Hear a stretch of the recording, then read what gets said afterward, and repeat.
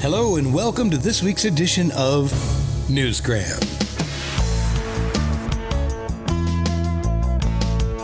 The world we live in has always been a complicated place, but I think navigating its challenges has never been more difficult than it is today. I realize that every generation has unique obstacles, but it seems like our current society, it seems to have more of them, or I should say bigger ones than previous generations, because I've always found that reading was the key to understanding, and doing that today, it presents a unique challenge. Most of that comes down to the fact that unbiased literature, while it is definitely out there, you need to dig a bit deeper to find it. And that's one of the challenges I'm talking about today. I recently came across an interesting man named Doug McCulloch that I think you're going to enjoy meeting, because his goal is to enlighten you with poetry while encouraging you to think. Just read, think, talk amongst yourselves a little bit, and see where that gets you. Here's Doug. I want people to read the poetry. I don't necessarily want them to pay me for it. And if I can get them to read it without getting the money, and that's fine for me. I'd be happy with that, because it would mean that the ideas were getting out and people were sharing them. I've organized a couple of readings, and I never expected to be so uplifted by the positive response of, I don't mean cheering or clapping, I just mean people took the ideas seriously and considered them carefully and asked excellent questions. To me, that's everything about it. And if we have conversations going, if we get people to entertain these ideas, even if they don't buy the bloody book, I don't care, so long as they think more, so long as we improve the way that people interact with this wonderful but difficult world that we live in. The name of his book is Poetry Matters Right. The subtitle is What You Don't Know Can Hurt You. His book reminds us that writing and truly seeing can lead to deeper understanding in a time of noise and distraction. So what can poetry still teach us about living with honesty and purpose? Well, for one thing, poetry has always been a great way to start a conversation. 1966 or 65, I was introduced to poetry writing as a part of a school subject. And I find it very difficult to stop. It's just it's a way of making sense, which I value very highly. I'll put it like that. The book addresses issues like workplace injustice, the search for truth and perspective among some imperfect systems, and the need for young people to form independent conclusions about life and society. Here's an example. When you go into a job, you may find that the person you're supposed to be looking after your interest is actually a bit of a nasty person. And how do you deal with that? If you do something wrong and they start to go after you, what do? Well, it's okay. It happens. And the poem tries to get a sense of perspective, a realistic sense of perspective. You can't say to people, oh, the law will look after you. Oh, the justice will be done. It doesn't always happen. That's what I mean when I say that the book perhaps supplies some useful questions. It certainly is not a wonderful source of answers. It does have some of that, but the questions, I think, are more important. And young people are not slow either.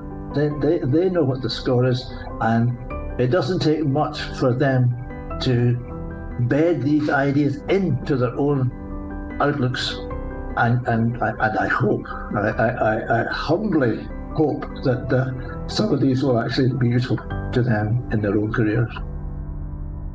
To be completely honest, when I first picked up this book, I kind of thought it was going to be about politics, because there's a lot of that going around today, but it's really more of a shared wisdom experience. A creative, intelligent, and experienced man sharing a bit of what he's learned.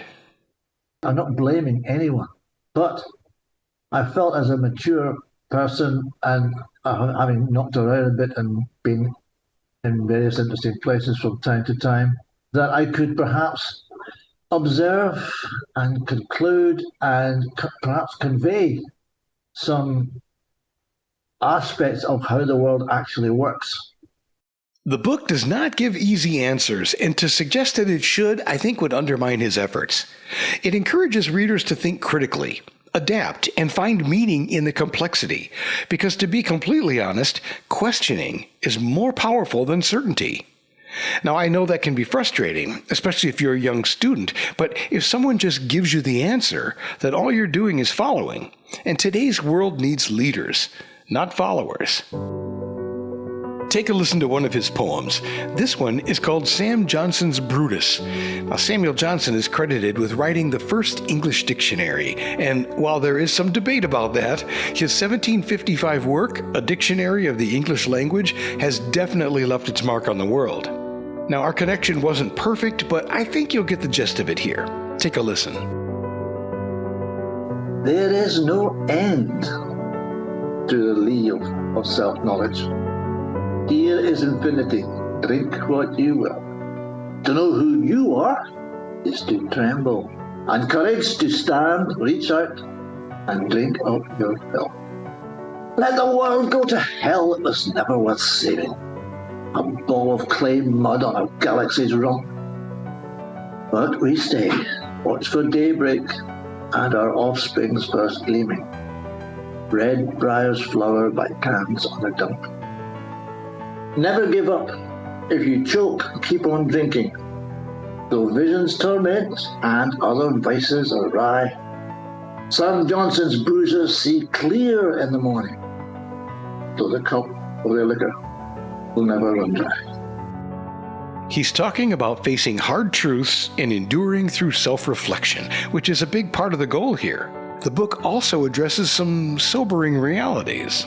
We, the clever rich white men, once were colourful natives singing, contented around our own hearthstones.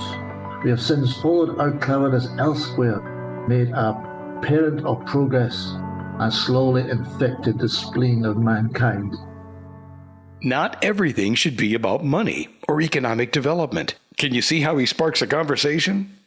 To some extent, we are buying our lives at the expense of the poor world. That's something we need to face up to.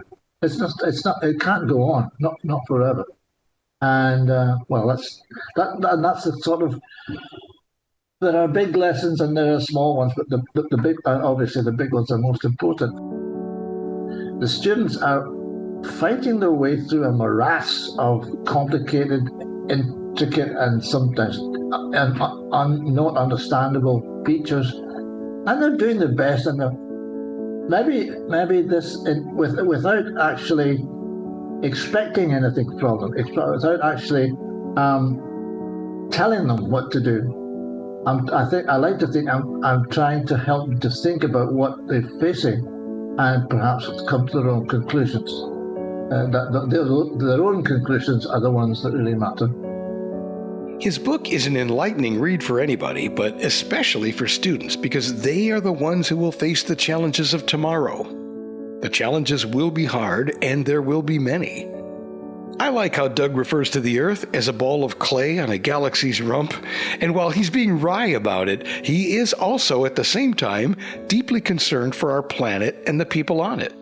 He's also not just trying to sell books. Now, he wants people to read it, of course, but he wants people to think, to connect, and to learn.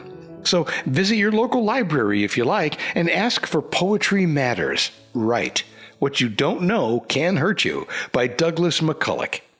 And if they don't have it, see if they'll order it for you. Because, as Doug says, my generation has had its turn. It's time for the next one to do what they can to create a brighter future. If we have conversations going, if we get people to entertain these ideas, even if they don't buy the bloody book, I don't care. So long as they think more, so long as we improve the way that people interact with this wonderful but difficult world that we live in.